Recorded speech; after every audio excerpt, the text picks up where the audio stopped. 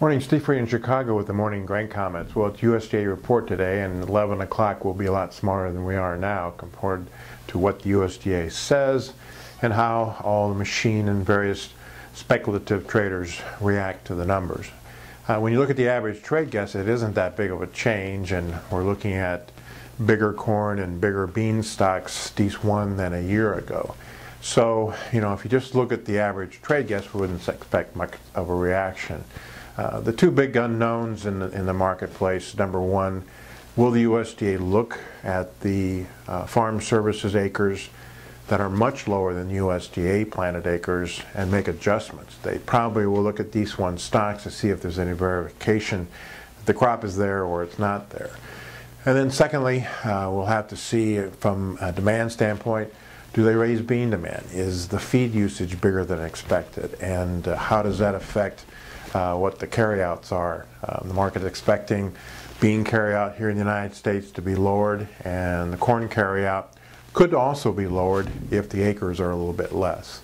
As we look ahead, on next Saturday, or this coming Saturday, we have our annual meeting, and we have three basic speakers. Dan Bossi, when you think about his reports that he's been putting out, he'll be bearish. He thinks that the ag cycle, commodity that started in 2005, and all that's going on in crude oil and all that's going on in the world economy means that that cycle is over. Then you'll have David Hightower, who looks at things and says that the bear market is in the rear view mirror, and that ahead of us, these lower prices will stimulate demand.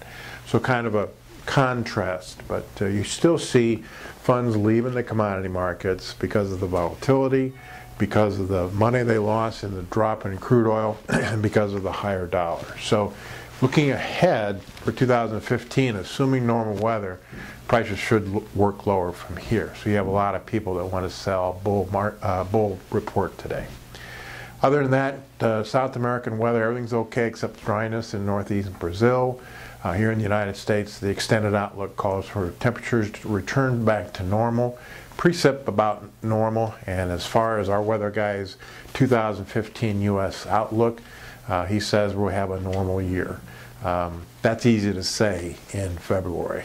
So anyway, we'll be back a little after 11 o'clock to give you an update on the report and how the market reacted to it, and then we'll kind of go from there. As always, these are my thoughts, not those of ADM or ADM Investor Services, and have a safe and profitable trading day.